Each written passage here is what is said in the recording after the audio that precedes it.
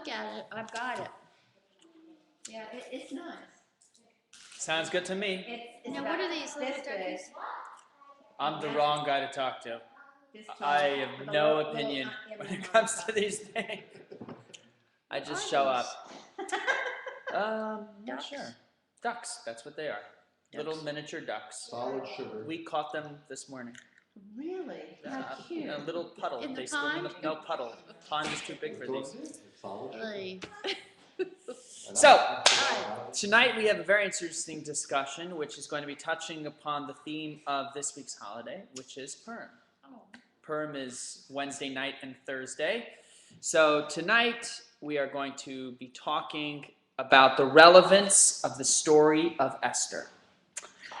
Purim holds 4 traditions. There are 4 mitzvot, 4 traditions that are associated with the holiday of Purim. One of them being to give gifts of food, mishloach manot, to one another, to give charity to impoverished people. The third is to have a feast, which of course you'll have with us Thursday afternoon at Bin 27. And the fourth is to hear the story of Esther. Those are the 4 traditions that are associated with the holiday.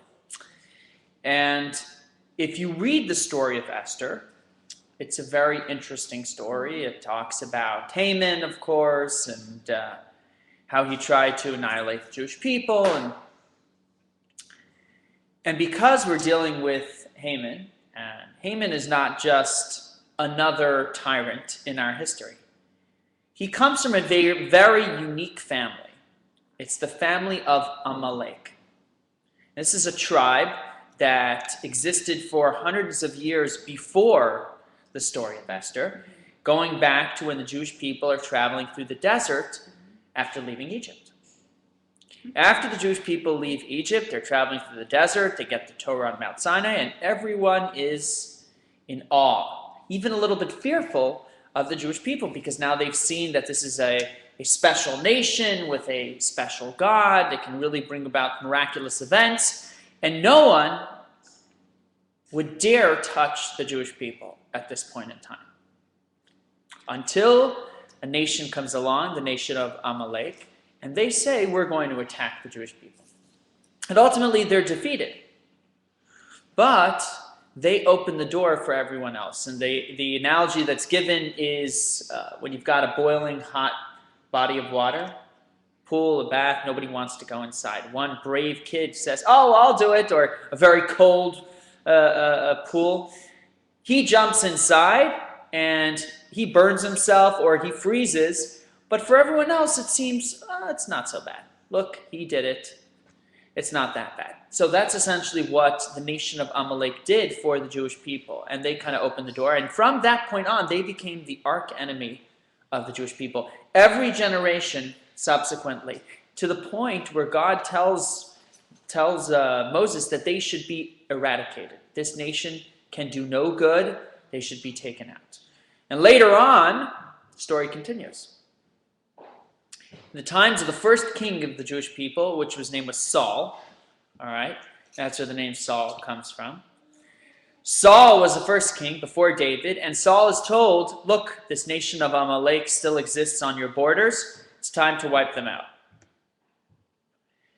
Even their cattle, which is very peculiar because the Torah usually says you have to respect animals. But in this case, there's a special obligation to even eradicate the cattle that belongs to them.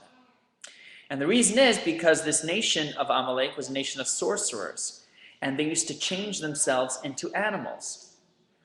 And sure enough, Saul said, well, it doesn't make sense. Why would the Torah ask me to do such a thing? And the king, Agag, turned himself into a cow, and he escaped. And he went on to have children, and even though later on he was caught and killed, in the interim time he had a child, and the nation continued until Haman. And why is this important? Because in the story of Esther, when it introduces Haman to us, it tells us this is who Haman is. Haman is the son of Amdasa from the nation of Agag, the king, from the nation of Amalek. So you got to know who you're dealing with. The Megillah, the story of Esther, is a very detailed story. It teaches us quite a bit. And so this is one of the strong, powerful points, is to understand who your enemy is and who your nemesis is. And this is who Haman was. So much so that, in fact, there's a special obligation. There are 6 things you're supposed to constantly remember as a Jewish person. 6 things. Only 6. 6 things. 6 fundamental things. And I actually say them in an additional prayer after my morning prayers. I say these 6 things. Well, one of them is to remember that God took you out of Egypt, and one of them is to remember your brothers and sisters that need assistance. One of them is to remember that the Jewish people waited for Moses' sister Miriam. Whatever 6 things that it says in the Torah, thou shalt remember. So since the Torah says you should remember it, so they put it into the prayer. One of them is, you shall remember the nation of Amalek. Remember this arch enemy, what they did to the Jewish people and who they are. And ultimately that the end goal is that they should be eradicated. And people like to say that Hitler was also from the same group, but it's not necessarily proven. But the point is that this is the extent of the Torah's perspective for this specific nation. And rarely do you hear the Torah use this kind of language, ever, except with this group of people. So, the story of Esther carries a lot inside of it. It carries a very powerful punch. It teaches us how to deal with our enemies. It teaches us how to deal with our friends. It teaches us how to rise to leadership positions and roles in society. It teaches us how to strengthen and recommit ourselves to our faith. It teaches us that sometimes we have to fly under the radar, but when push comes to shove, we need to rise up and speak forth. There are many, many powerful messages inside the story of Esther. And Haman is really just one of them. But the point that you should try to walk away with when you hear the story is that we read it every year because it's relevant and real to us year in and year out. So much so is the story of Esther important to modern day society and the modern day Jewish people that if you come Thursday afternoon, all right, you come Thursday afternoon to the party, and what happens? Mendy already started reading the Megillah. You were 10 minutes late. You missed the first 2 chapters. So what do you say to yourself? All right, I missed the first 2 chapters. I'll hear the other 8, or 10 chapters. I'll hear 8. And then I'll go and try to find some synagogue where they're even later than Mendy is, and I'll try to hear the first 2 over there. Makes sense, right? Well, in Tampa it doesn't really make sense, but if you lived in a community with lots and lots of synagogues, and they were all reading the Megillah, it would make sense. You know, you missed it during lunchtime, you hear a little bit, and you go hear the rest later on. Doesn't work. Doesn't work. You cannot read the Megillah backwards. Oh. This is the rule. And it makes sense, but rarely do you ever hear the Torah stipulate and say, you cannot read the Torah portion backwards, you cannot read this book backwards. You ever read a book backwards, by the way? It's interesting. But with the Megillah, it feels important enough to tell us this specific edict, you cannot read the Megillah backwards. Therefore, if you hear the last part first, you got to start over from the beginning. Why? The story is as follows. Reading something backwards can also be retranslated to read something in the past. The word backwards can be seen as backwards, or it can be seen as behind you. And essentially what it's telling us is you cannot read the Megillah as something that is behind you. If you don't read it as something relevant today, then it's worthless. There's no point in rereading it.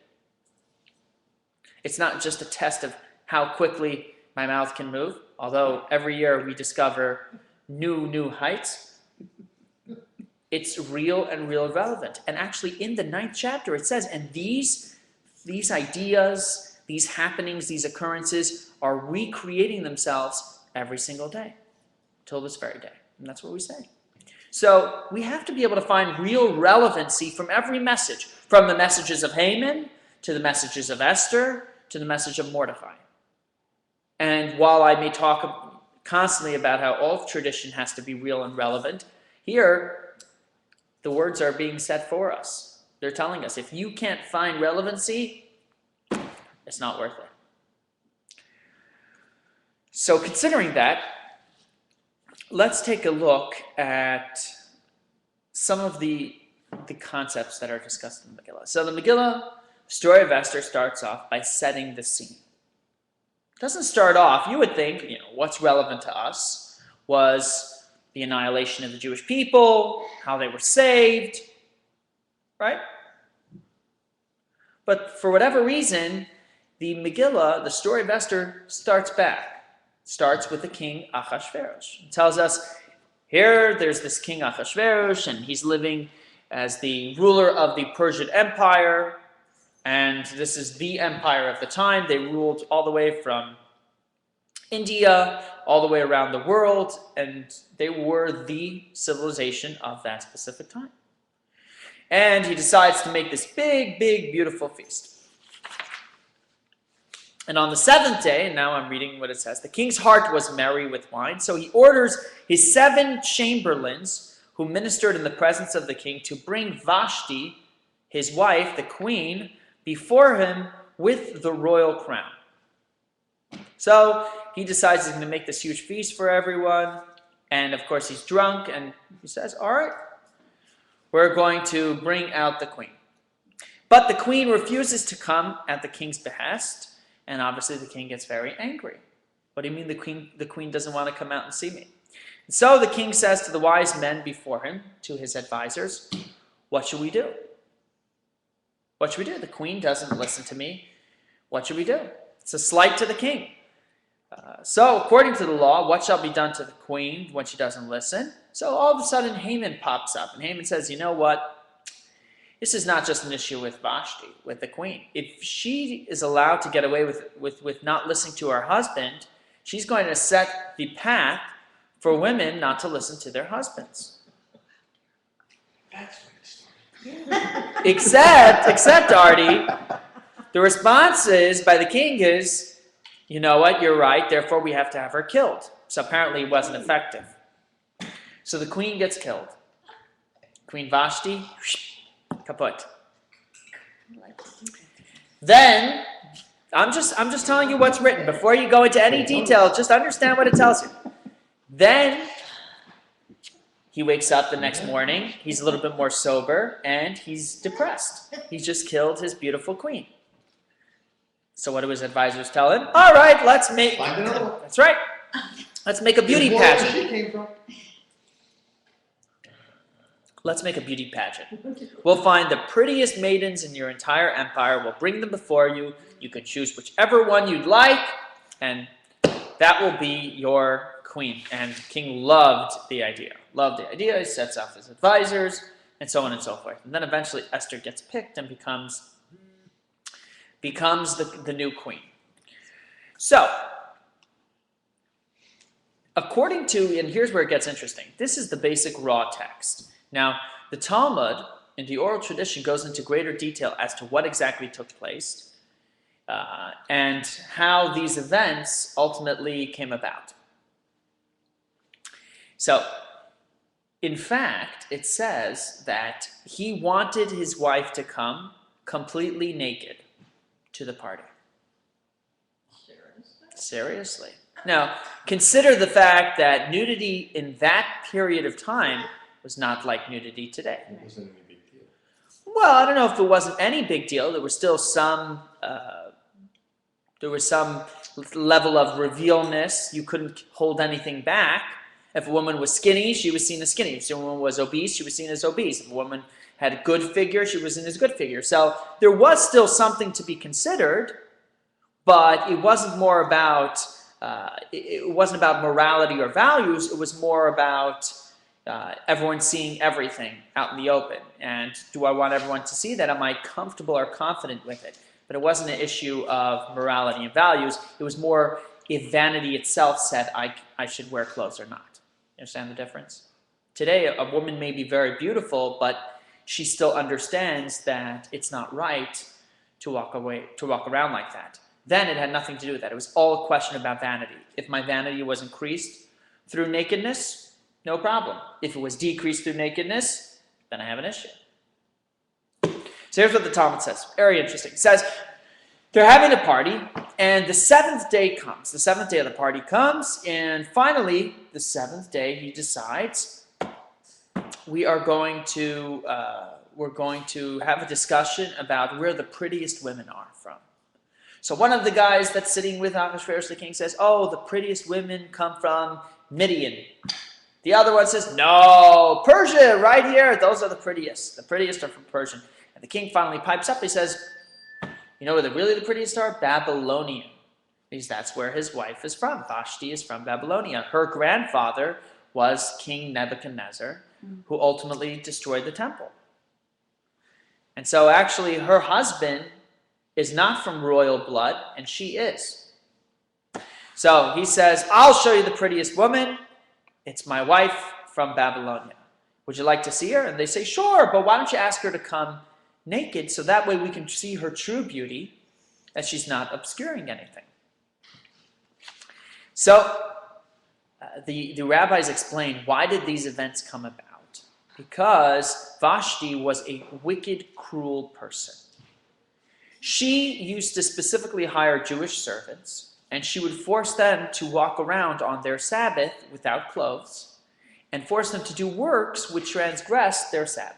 And she knew what she was doing. She would do it specifically to torture them and pain them. And so therefore she was repaid that ultimately her demise came about through showing herself naked, or the lack thereof. So that's the first thing that we see, is that everything happens measure for measure. She exacted a certain cruelty upon her assistants. That's the cruelty that's ultimately done to her. So anyway, the king calls for her to come. And why doesn't she come? Everyone remember the story?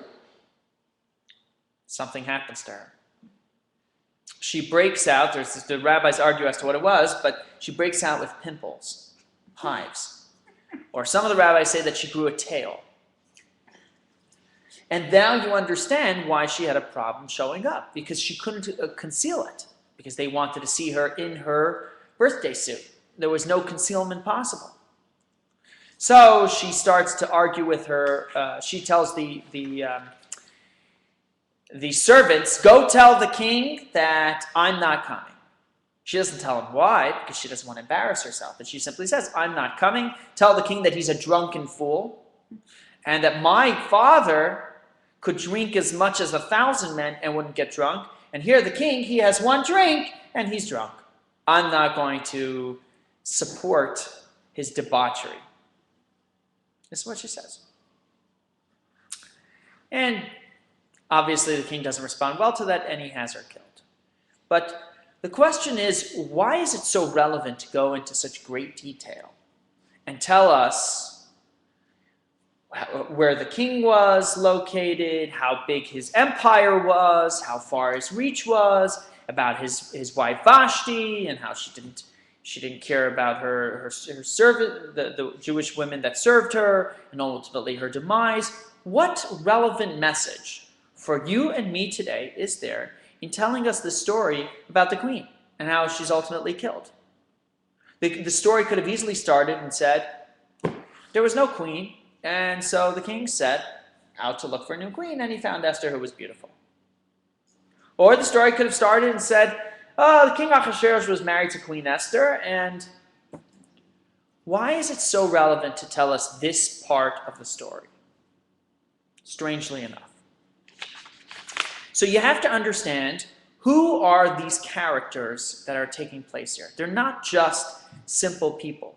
These characters reflect something much, much deeper. As I said before, Haman wasn't just a bad guy. He was a reflection of the Jewish people's arch enemy, somebody who was hell-bent and set on annihilating the Jewish people, because it was in his blood, dating all the way back to his ancestors, the nation of Amalek, in the desert, trying to stop the Jewish people in their tracks. Who was Vashti? Vashti's not just another queen. She's a woman descended from the destroyer of the temple. And therefore, this is a woman that has no appreciation for Jewish people or for anyone in particular. You see the way she speaks to her husband, the king. These are the characters that are being set forth before us. So it's not just about setting the stage and understanding, well, here's what was happening before the story. We want you to be able to better appreciate the story, so we're going to tell you some other details. No. Each one of these characters is there to teach us a specific lesson. There's a story that's told about a poor person, a beggar, who was ultimately one day met by the great Baron Rothschild. Of course, everybody knows the Baron Rothschild was very wealthy. He's walking down the street one day and he sees this beggar sitting there on the street corner. And he stops and he turns to the poor man and he says, "Sir, what's the matter?" He says, "I'll tell you what, actually, I haven't always been a poor person. I was a real successful individual, very talented and accomplished musician. And I played for the opera. And I worked so hard every day of my life, and for whatever reason, the opera has been disbanded. And I can't support my family anymore." And Baron Rothschild was so touched, sometimes you think that here's a person that's sitting on the street corner because he doesn't want to work, but here you see this man was committed, he wanted to work, and so on. He really felt for his plight, so he told him, "Well, tell me, what instrument did you play?" So he says, "Oh, I used to play the French horn. It's a very complicated, complex instrument." He says, "Wow, that's amazing.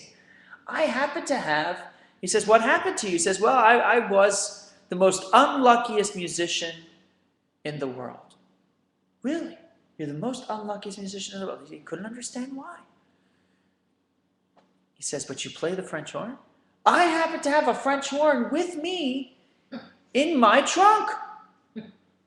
Baron Rothschild runs out, grabs his French horn, he brings it back to him. The guy looks at him, looks at the French horn. He says, "By the way, sir, why are you the most unluckiest musician in the world?" He says, "Because I happened to pick the only instrument that you were carrying in your trunk."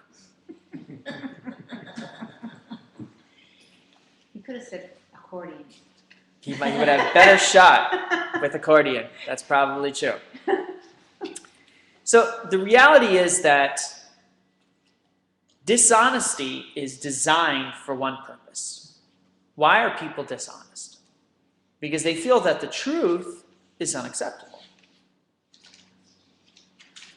Why did this poor man feel the need to lie about his situation? Because his true reality, whatever it might be, was unacceptable to the Baron Rothschild. And so therefore he had to create a new reality in order that people should be able to feel sorry for him, accept his words, what he was saying. And whenever we see negativity, evil, bad energy introduced into the world, you'll find that it's often cloaked. It's cloaked. It's dressed up in some other form, in some other expression. And the reason is that if you were to see that in its original form, right away you would say, "Oh, this is terrible. Oh, I detest this. I can never get involved with something like that." But because it's shrouded in logic and reasoning and rationale, we often find ourselves flirting with danger, be it physical, emotional, spiritual danger. We're flirting with danger and not fully grasping the consequences. Because it's not purely evil, it's shrouded in some other form of expression. Without the dishonesty of the world would be a very black and white place. Because people inherently, most people, are inherently good. People are naturally good. The fact that people make bad decisions and ultimately go down that path is because they get duped. They get duped. They simply don't see the signs, and they make the wrong decisions as a result. And that's why we have gray, because it's not presented to us in black and white. It's not a high definition TV. And so you can't always tell what you're dealing with. You're making a decision with limited information. And a decision with limited information is very difficult to make.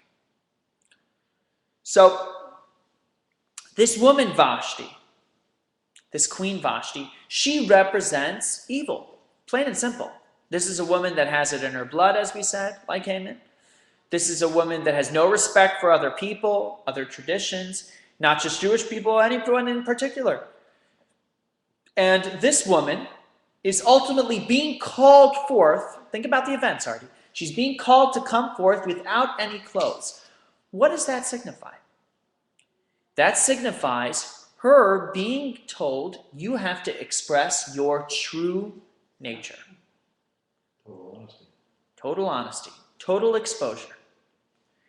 And that's why you might say, why is it important to know if Vashti came out naked or with clothes, or didn't come out or was called? Here's what that detail is teaching you. Why was she so afraid? She was afraid because she would be vulnerable. She would be exposed. People would see her for who she truly is. And she knew that if she was expressed her evil essence in its raw, true format, nobody would find that appealing. Nobody would find that acceptable. They would detest her.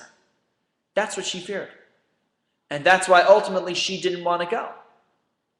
And it finally was expressed physically with the pimples or the tail, but the reality is that on a deeper spiritual level, she could not show her true colors because then nobody would accept her for who she was. But in reality, we don't always get to see evil in its true format. We have to see it and discern it and try to figure out where it is and where it isn't. One of the Rebbes, the Chabad Rebbes, used to often say that he didn't know that you could have an orthodox evil inclination. You could have a religious evil inclination. A religious evil inclination. What do you mean? Oftentimes a person is sitting down and praying. You sit down, you come to services Friday night, it's Shabbat Express, you're sitting down, you're in the mood, and right away something pops into your mind. Oh, you have to go out and call your mother. Or you have to, you forgot that the house needs gardening. Or, Now, why did that idea simply pop into your head right now? Because you were having such a spiritual moment. So the evil inclination is smart. It's not going to show up and say, hey, don't pray. Artie, don't pray. Don't do it. It's too good. Don't do it. It's too much positivity. Can't take it. Sorry. No. It's going to say, this is a good thing. But you know what you should really be doing? You should be out. Prayer is about you. That's selfish. Go out. Go to the ministries. And work in the food bank right now instead of coming to pray. Now, I'm not saying there's anything wrong with the food bank. But the reality is that if you're in the middle of doing something and you're connecting, you're doing something positive, and something is pulling you away, there's a good chance that it's the evil inclination. But it's shrouded in religiosity, in spirituality, in kindness and generosity. Now, don't worry. Once you get to your car, it's going to no longer be you should go to the food bank. It's going to be you're tired. You really need to take care of yourself, Artie. Stop off and get dinner first. And then after dinner, you can't go to the food bank, loaded down by your dinner. Go to bed, Artie. Tomorrow you'll go to the food bank. Tomorrow. And that's exactly what happens. Because that's the only way that evil, negativity can succeed in our society, is by cloaking and shrouding itself. When it shows its true colors, it doesn't work. We're smart, we're intelligent, we have a natural inclination to want to do good. So if we see good and evil, we choose good. But those aren't the options that are always presented to us. There's these gray options that are floating around in the middle, and that's where we often find ourselves making mistakes. And that's why this period of time, the time of exile, and when I say exile, meaning living in a time where we can't all live in peace in Israel, we can't rebuild a temple, we still have face hatred and animosity and death and destruction on a regular basis. That's what I mean by exile. When you live in that time period, the Torah compares it to a dream. It says, and you'll recognize this verse, Shir Hamalot B'shuv Adonai Es Shivat Zion Hayinu Kechomim. We say it when we do the benching. What does it mean? It says that when God returns the people to Zion, we will be like dreamers.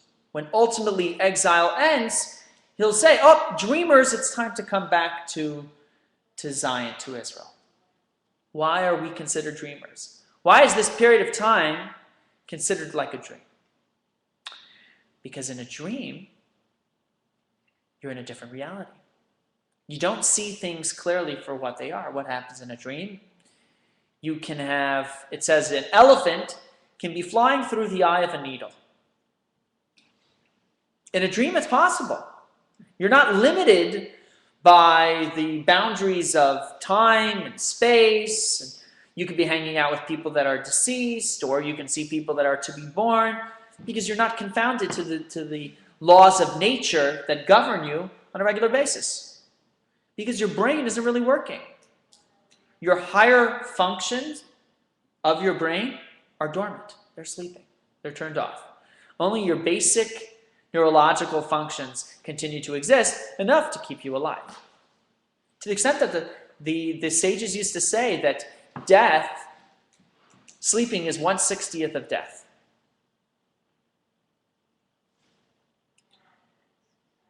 And they were trying to make a comparison. They didn't mean literally that if you sleep 60 days in a row, then you're kaput. They were trying to say that this is really some form of death, because your functions are totally stopped at that point. That's what happens when you're dreaming. And things, realities that may have been buried deep down in your subconscious bubble up and come out. And you get to experience them in real time. That's what a dream is. You start putting together, all these little pieces pop out and they start to come together. And essentially, that's exactly what's taking place in our reality right now. It's like a dream. We have all of these different ideas: money, physical pleasures, power, ego, lust, jealousy, envy, hatred, all of these different forces that are popping up. That when we were wide awake, we saw them for what they were. Because reality is clear-cut. When you're awake, you understand. The elephant does not go through the eye of the needle. The elephant stays here, the eye of the needle stays here. They don't work. Shh, no go. No go. But when you're in a dream, all of those laws and rules get thrown out the window. Same thing with us in a spiritual manner. Yes, when we have our heads set on straight, we understand these are negative traits. These are bad things. They pull me down. I don't want to be connected with any of this. But when you're in a dream, you don't see it that way. You see luxury, well, the more luxurious that I am, the better I am. I'll be able to go to the food bank. I'll be so much more relaxed. If I drive to the food bank in a Bentley, absolutely. It's a smooth ride, and therefore I'll be more smooth, I'll be more relaxed, I'll be better at the food bank. Till the point where you say, you know what? I don't need to go to the food bank. What good am I?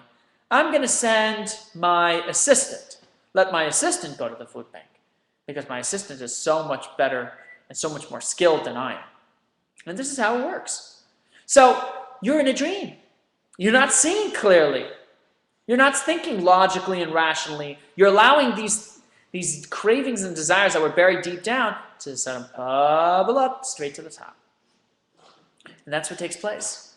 That's why evil has to shroud itself in all of these different forms. And Vashti, that's who she was. She was very successful.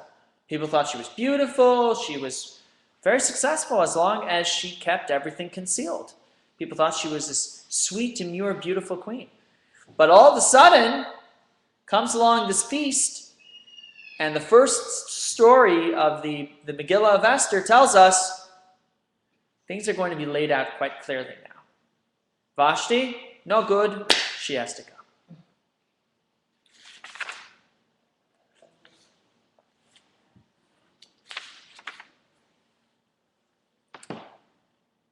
This concept ultimately continues on. The story of Esther continues on, and of course, the rest of the story after Vashti is killed, is hung, is that Esther is chosen from the beauty pageant, and she goes on to become the queen. And then, after she's become queen, Mordecai, her cousin, starts to spend time at the city gates. He spends time at the city gates, and through spending time there, he overhears a plot to kill the king. Two of the king's guards plot to kill him. He speaks 70 languages because all of the rabbis sitting on the Sanhedrin, which was the Supreme Court, had to speak all 70 languages of society so that they could rule no matter where and when. So he spoke the language that they were speaking. It was a strange Persian dialect, but he knew the language. And so he hears them trying to kill the king. He goes and tells Esther. Esther tells the king. The king gets saved. He writes it down in his book. Fast forward, Haman decides that he's angry because Mordecai, standing by the king's gate, won't bow down to him. When he walks by him, says, whoop, that's it.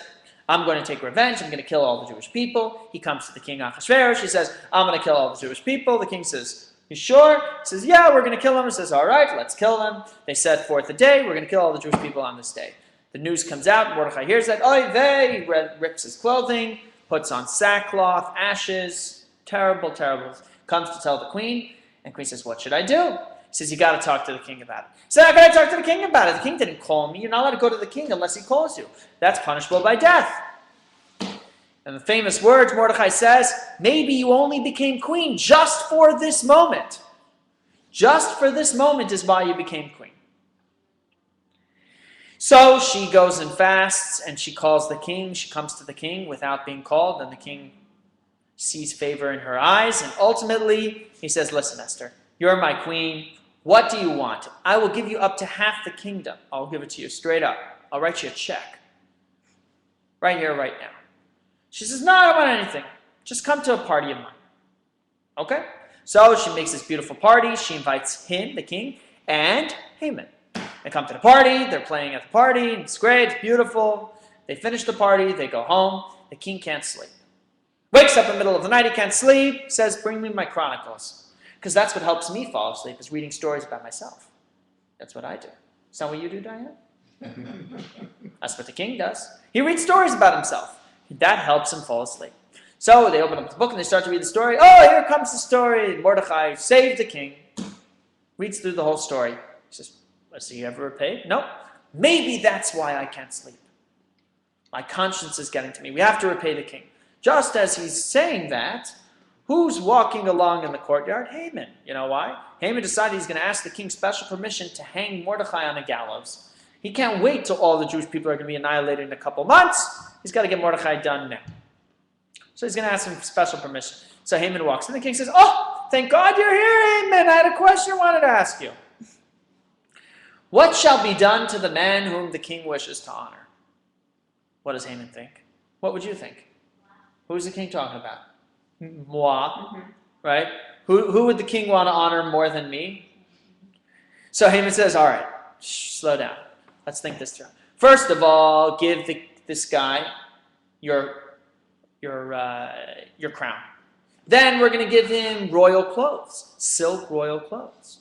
We're going to put him on your horse. And you're going to have one of your advisors is going to parade him around the city saying, thus shall be done to the man whom the king wishes to honor. Haman's like counting. He's already counting the cheers. I mean, he can already hear the crowd noise in the back of his head. Now Ahasuerus, the king, says, that's a great idea. I want you to do that to Mordecai. And Haman's totally deflated. So sure enough, he goes to Mordecai, and Mordecai's wearing sackcloth and ashes. So he's got to bathe him. He's got to give him a haircut. He's got to get him all dressed up nice and fancy. He puts him on the horse, and he starts taking him around town, and he's taking him, and what does he say? He has to say, thus shall be done to the man whom the king... And this is terribly embarrassing. This is the vice premier of the entire country. Even further, the Talmud tells us that he walks by his house, and his daughter is looking through the window, and she sees, it's far, she sees a man on top of a horse, and a man riding the horse, and a man leading the horse. She thinks right away, well, the guy on top of the horse has to be my father Haman. So she takes her garbage, and she throws it on top of the man that is leading the horse, thinking that it's probably Mordecai. It ends up being, then she sees that it's her father, and she jumps off the roof. This is all that's happening. So now Haman smells like garbage. And guess what? Feels the same. He feels like garbage. He smells like garbage. He looks like garbage. Let's be good. But guess what? It's time to go to the queen's second party.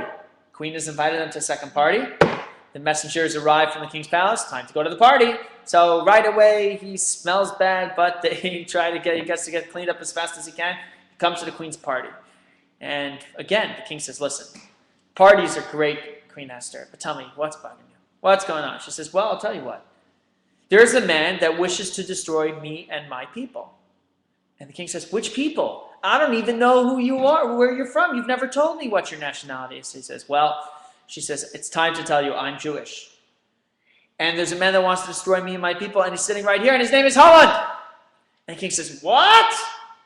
It's pretty amazing, because the king himself signed off on the whole deal, but he had plausible deniability. And sure enough, the king says, I can't believe this. I have to get some air. He stands up and walks out to his garden, and Haman walks over to plead with the Queen Esther, and he trips and falls on top of her. And at that moment, the king walks back in, and he sees what's happening. He says, oh, and you're trying to attack my queen while I'm still in my palace? And he says, that's it. Get rid of him.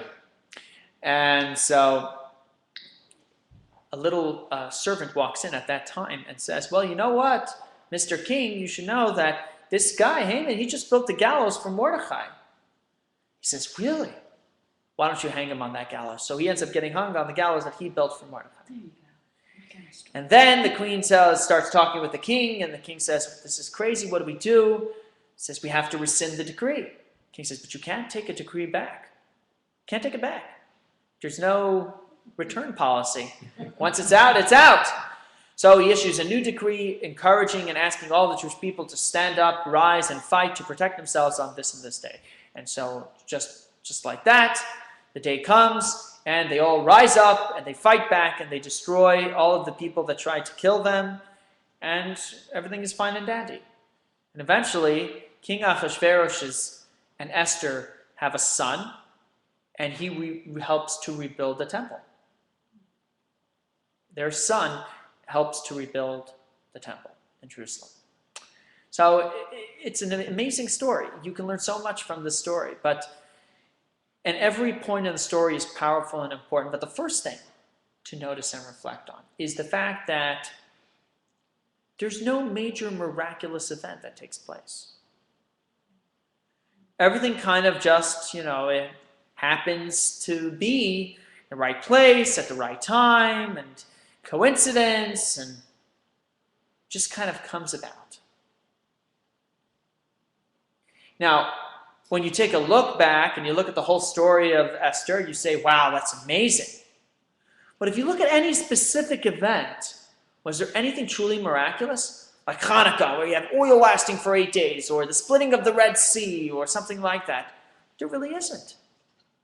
There isn't any moment that really jumps out like that.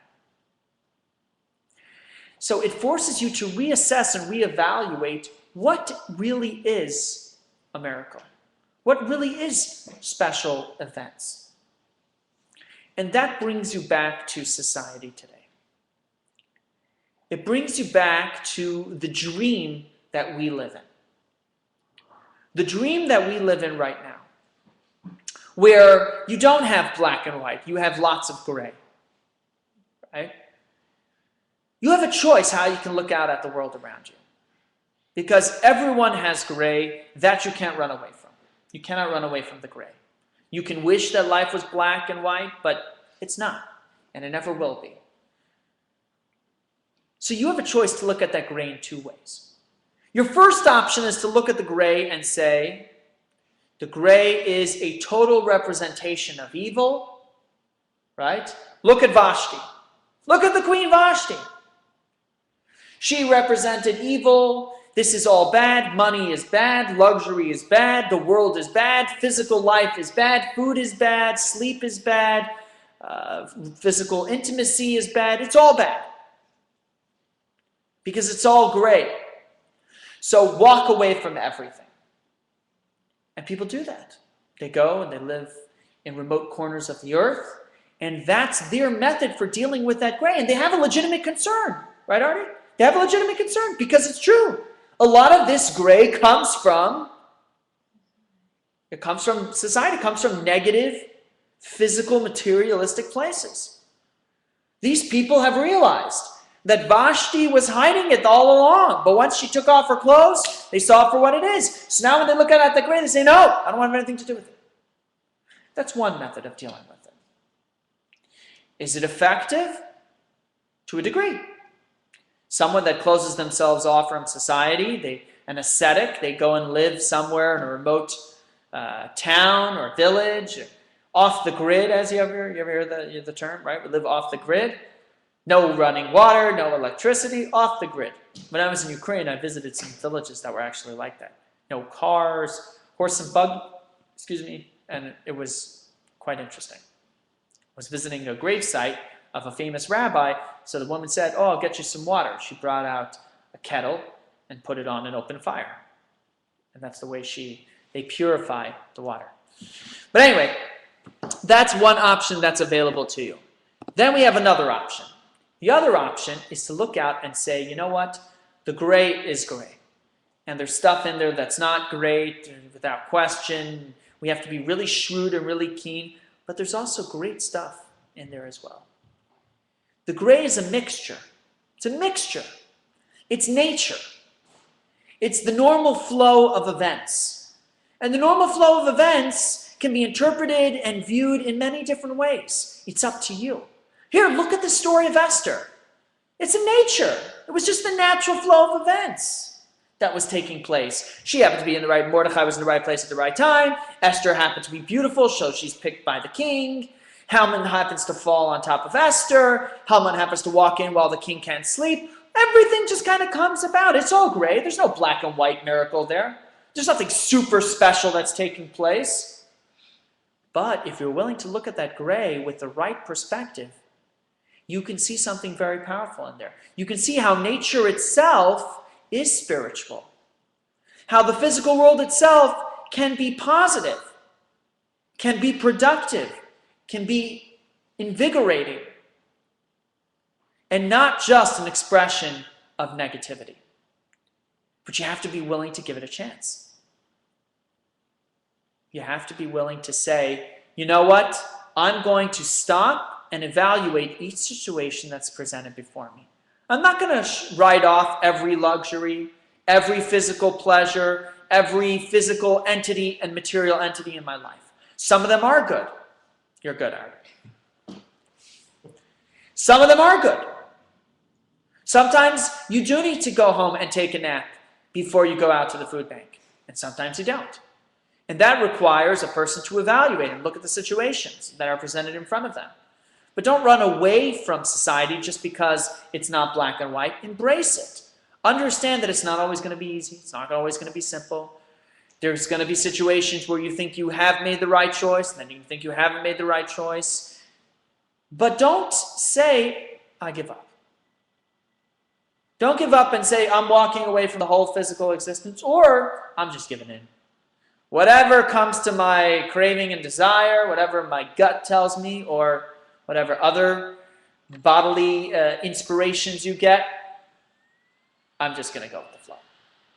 It's all good. It's the 60s all over again. Because we didn't get enough the first time around. And I didn't even get a shot. I totally got gypped. So we're just going to redo the whole thing. Neither one of those are healthy. The point is that neither one of those are healthy. Neither one of those are healthy. We have to find a happy medium between the two. And it's there. The story of Esther shows us that it is there if we are willing to stop and take a closer look.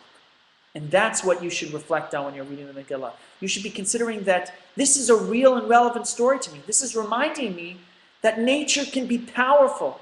It can be exciting. It can be spiritual. Nature itself, not just miracles. Nature itself can be spiritual if I'm willing to stop and take a look and read the signs that are being presented in front of me.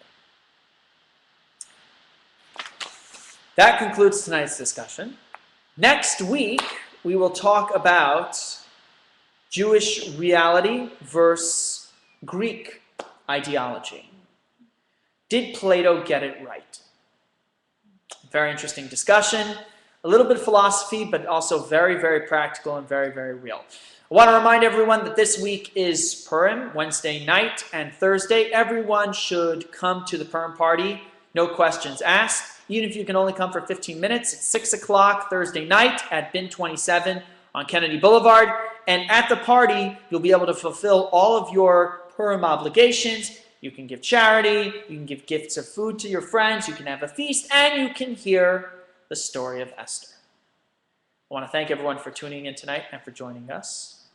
I wish everybody a wonderful Purim, a happy and healthy celebration. And also, Purim marks 1 month before Pesach, Passover. So now it's time to start to think about your Pesach reservations. Of course, we have community seders open both nights, and you're welcome to join us, and all the information can be found on our website. Have a wonderful evening.